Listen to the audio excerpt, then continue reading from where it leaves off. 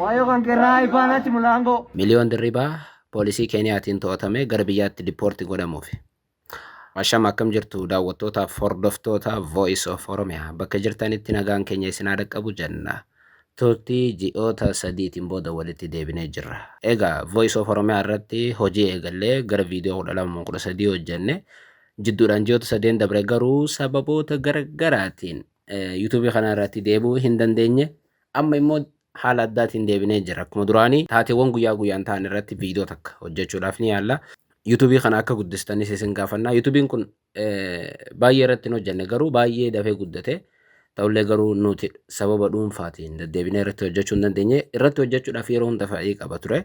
Amma immoo deebi'een jira jechuu barbaadeeti. Egaa irra immoo turtii ji'a sadii booda viidiyoo ajaa'ibaa takkaaniin deebi'e. Viidiyoon tunis dhimma jabaa hawaasummaa, amantaa akkasumas immoo dhimma biraa irratti kan xiyyeeffatedha. Egaa guyyaa kaleessaa akkuma hedduun keessa miidiyaa hawaasaa irratti argaa turtan dargaggeessi amantaa namaa arrabsuudhaan beekamu, maraachuudhaan beekamu, baalagachuudhaan beekamu miliyoon dirribaa Keeniyaatti to'atameera. Dargaggeessi kun dargaggeessa Oromooti. Akkuma keenyaa dargaggeessa amantaa dhuunfaa qabu, dargaggeessa yaada dhuunfaa qabu, ilaalcha dhuunfaa qabudha. Haa ta'u malee miliyoon dirribaa sababa malee miti Keeniyaatti kan to'atame. Dargaggeessi kun tibbana keessumaa ramadaana yeroo hawaasni muslimaa soomana irra ture, yeroo ummanni muslimaa ji'a ramadaana kabajamaa keessa turetti deddeebiin amantaa islaamaa arrabsaa ture, itti qoosaa ture, akka ifiin fedhe jechaani ture. Osoo dubbannu amantaa islaamaa sadarkaa sanitti Itoophiyaanota ta'e namni arrabse hin jiru. Miliyoon dirribaa ergamaa Rabbii sallallahu alaihi wasallam ni arrabse, ni xiqqeesse, hordoftoota amantaa islaamaa ni arrabse, ni xiqqeesse. Fakkeenyaaf amma amantaa kiristaanaa akka hordofuu fakkaate wayita amantaa islaamaa akka nama sagaduutti amantaa kiristaanaatiin walitti laaqu viidiyoowwan maxxansaa ture ijoo dubbii turan. Dargaggeessi kun kaleessa to'atameera. To'atame qofa otoo hin taane Keeniyaa irraa gara Itoophiyaatti poolisiin deebisuudhaaf akka jiru mirkaneeffannee jira jechuudha. Miliyoon dirribaa sadarkaa san nama bakki kennamuuf hin turre garuu amantaa namaatti gaafa deddeebi'u gaafa amantaa Ortodoksii arrabsaa ture hedduun namoota jibbanii dhiisanii arra garuu gaafa amantaa islaamaatiin dhufee amantaa islaamaa xiqqeesse qofa otoo hin taane bakka hawaasni muslimaa guddaa ta'e bakka hawaasni muslimaa itti bilisummaa qabuu fi kabajaa qabutti gaafa amantaa namaa islaamaa xiqqeessu ummanni obsuu hin dandeenye jechuudha. Egaa miliyoon dirribaa tibbana akkumaan jee soomana ramadaanaa keessa ergama Rabbii arrabsaa ture deddeebiin amantaa islaamaa waan hin jedhamneen jechaanii ture. Boodarra garuu kaleessa qabame poolisiin Keeniyaa amma to'annoo jala oolchee jira. Miliyoon dirribaa waa'ee amantaa arrabsuu kana wal qabatee wanti kun isaaf haarawaa miti. Amma dura dargaggeessi kun amantaa arrabsuutiin dura gaafa miidiyaa hawaasaa kanarratti jalqaba dhufu uffata jalaa yookaan isa gartee nuti wanni nuun kana ka jalatti uffatan xiqqoo sanii qaama saalaa dho'isitu baafatee gaafa cicciraa ture. Sanbira kutee gaafa kararratti bee sagaraa namaa nyaatu. As miidiyaa gubbaawwan jiruuf baay'ee isa dubbachuun ni ulfaata. Gaafa sagaraa nyaachaa ture.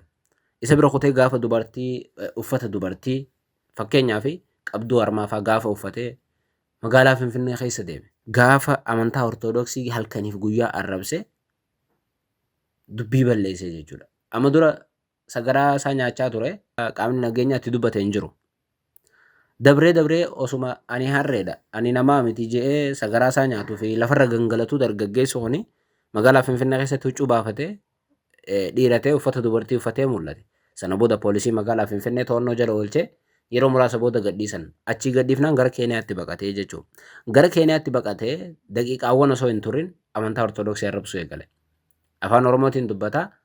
Oromoo fakkaataa akka waan Ortodoksiin Oromoo tana fixxeetti ibsa amantaa Ortodoksii ciggodheetummaa muttu godhaa ture. Yeroo inni amantaa Ortodoksii Keeniyaatti baqatee arrabsaa ture namoonni isa deeggaran turaniiru. Fakkeenyaaf hawaasa musliimaa keessa namoonni isa deeggaran turaniiru. Amantaan islaamaa garuu amantaa namaa akka arrabsamu hin hayyamtu. Warri yeroo san isa deeggaran turaniiru. Amantaa kiristaanaa keessumaa tan pirootestaantii keessaa gaafa inni Ortodoksii arrabsu warri isa deeggaran turaniiru. Wanti san dogoggora ture. Gaafa inni amantaa Ortodoksii Keeniyaatti baqatee arrabsuu eegale jalqaba qabuun sirrii ture jechuudha. Ayinaa hordoftoonni amantaa Ortodoksii yeroo sanni aaranii ni gubatanii garuu mucaa kanarratti homaa fiduu hin dandeenye ni dhiisan. Zooroo deebi'ee amma amantaa islaamaatiif bu'ee jechuudha. Amantaa islaamaa jee dabre keessumaa ramadaana kana keessa waan hin jiiniin hin qabu. Ergamaa rabbiitii waan hin jiin hin qabu, waan hin dubbanne hin qabu.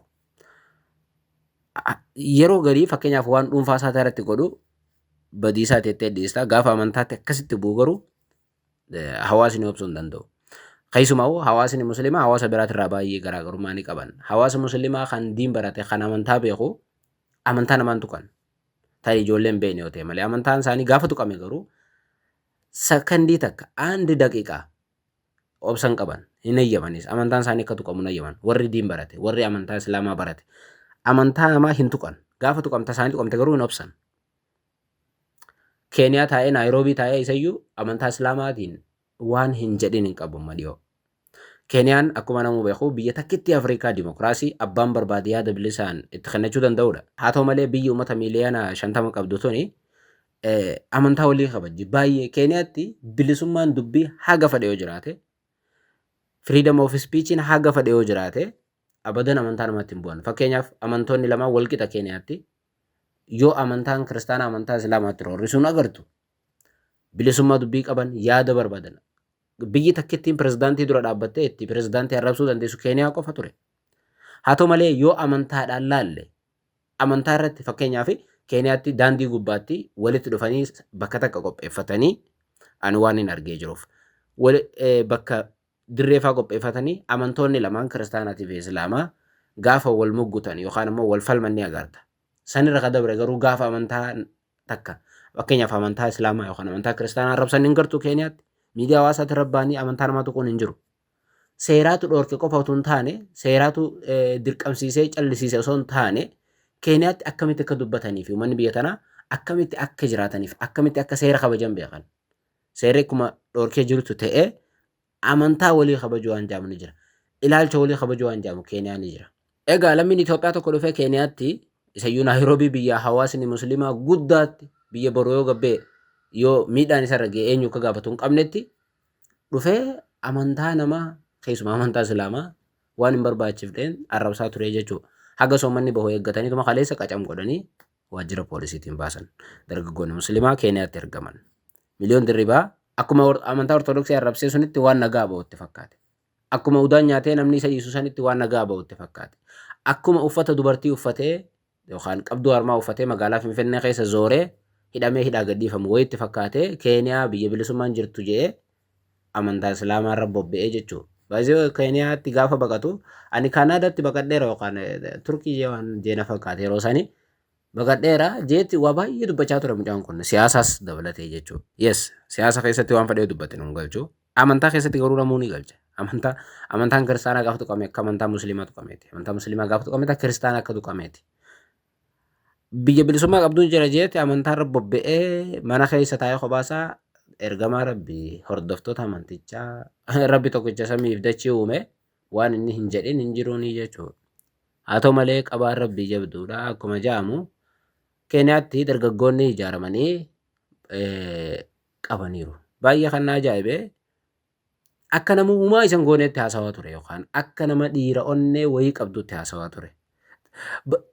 Garuu kaleessa gaafa qabanii hulaa cufatee hulaa wayii kilaasii takka keessa taa'ee achi keessa wayyoo dargaggeessi kaleessa miidiyaa irratti ba'ee amantaa namaa arrabsee akka dhiiraatti lafa tana dhiitaa ture. Humaa nan godhan jee agartee humaa nan godhan jee dachii tana garagalchaa tureetu gaafa manatti dhaqanii wayyoo jee dachii tana garagalchee maraatee wayyoo chaalenjii nama tiiktookii fi miidiyaa hawaasaa akka yuutuubii irratti eegaltee jirti. Ana ajaa'iba. Dargaggeessa kaleessa hudduuf dhiitaa ture. Eenyuyyuu maan hin godhu jee gaafa wayyoo jee iyyuu anis guddoon ajaa'ibe. Haa ta'u malee qabamee amma miliyoon dirribaa waajjira poolisiitti ergama Naayiroobii. Odeeffannoon ani qabuun mootummaan Keeniyaa bilisummaan dubbii akkuma jiru isa lammii biyya biraatii dhufee amantaa namaa arrabsu dhiisi. Lammiin Keeniyaa amantaa namaa arrabsuu waan hin dandeenyeef mootummaan Keeniyaa dargaggeessa kana diippoorti godhuudhaaf yookaan gara biyyaatti deebisuuf akka jiru mirkaneeffadheen jira jechuudha. Miliyoon dirribaa qofaa miti amma. Miliyoon dirribaa amantaa gaafa amma miliyoon dirribaa qofaa miti. Namoonni biraas ni jiran. Wanti hubachuu qabnu nama amantaa namaa arrabsu kamuu haa ta'u abadan bakka hin kenninaaf. Abadan yeroo hin kenninaaf. Nama dhuunfaa namni arrabsuu ni danda'a eeyyeen. Anan arrabsuu ni danda'a eeyyeen. Mootummaa arrabsuu ni danda'a eeyyeen. Isayyuu arrabsoo osoo baatee qeeqee yookaan yaadaan falmee homaa rakkoon qabu. Even arrabsuu illee ni danda'a namoota dhuunfaaf mootummaas arrabsee nama sumtu kaa seeraan gaafata. Garuu gaafa amantaatti dubbannu yookaan amantaa waa'ee amantaa haasooynu osoo arrabsuu baanne fakkeenyaaf yaadaan falmuu osoo dandeenyu arrabsoo osoo baanne baay'ee gaariidha. Maaliifiifuu boru waan si mudatu hin beektooti. Bakka hundatti gannaqamaa gaafa deemtu. Keessumaa amantaan baay'ee amantaa jechuun qalbii miti arraa miti. Dur irraa kaasee amantaan gaafa tuqame namoota miira isaa to'achuu hin dandeenyetu jira. Yoo namni san si miidhe itti gaafatamummaa illee hin qabdu gumaa illee hin qabdu jechuudha. Kanaafuu gaafa waa'ee amantaa haasofnu fi amantaa namaa tuynu of to'achuu danda'uu qabna. Miira ofii to'achuu danda'uu qabna. Amantaa namaa eeggachuu, of kabajuu, of eeguun baay'ee barbaachisaadha. Gaafa immoo amantaa namaa tuynu akka miidhaan nurra dhufu hubachuus danda'uu qabna. Gaafa nama dhuunfaa tuynuuf gaafa amantaa tuynu baay'ee garaagarummaa qaba. Gaafa amantaa namaa tuynu of to'achuu danda'utu nurra jiraataa jechuudha. Miliyoon dirribaa qofaa miti hawaasni keenyaas gaafa amantaa namaa tuyxan of eeggadhaa. Isa bira kutee namoota amantaa namaa tuqan follow godhu, subscribe godhu dhiisaa baha jala. Namoota amantaa namaa tuqan fakkeenyaaf amma gaafa kiristaanii tuqamu musliimni diduu qaba. Amantaa namaan tuqini garuu waa'ee amantaa barsiisuun maal rakkoon qabu barsiisuu qofaa miti yaadaan fa'aa fakkeenyaaf hordoftoonni amantaa lamaan walitti dhufanii wal falmeen diiyaaloogiin humaa rakkoon qabu. Gaafa arrabsuutti seenamu garuu diduu qaban. Eenyuyyuu diduu qaba. Rispeektiin barbaachisaadha jechuudha. Amantaa namaa walii kabajuun baay'ee barbaachisaadha. Itti gaafatamummaa beekuun immoo isa ol baay'ee barbaachisaadha jechuudha. So gaafa amantaa namaa tuyxanii waan boodaan dhufu immoo hubachuun gaariidha. Adaraa hordoftoonni amantaa musliimaas gaafa amantaan kiristaanaa tuqamu dida. Keessumaa miseensa keessan gaafa amantaa namaa tuqu morma. Warri kiristaanas akkasuma gaafa amantaa musliimaa tuqamu dida morma. Respect. Kanaaf gaafa waan tokko goonu waan goonu saniif itti gaafatamummaa akka qabaannu of eeggannoo akka qabaannu dubbachuu fedha. Kanarraa kan dabale yeroo hunda gaafa amantaa namaa tuyxani boru itti gaafatamummaan akka isin jala jiru. Simbira dabree miidhaan akka isin irra ga'uu danda'u amanuu qabdu. Kanaaf of eeggachuu qabdu. Miliyoon dirribaa hundaafuu to'atamee jira. To'atamuu qofa otoo hin taane gara biyyaatti deebifamuuf akka jiru anis mirkaneeffadheera yeroo gaarii.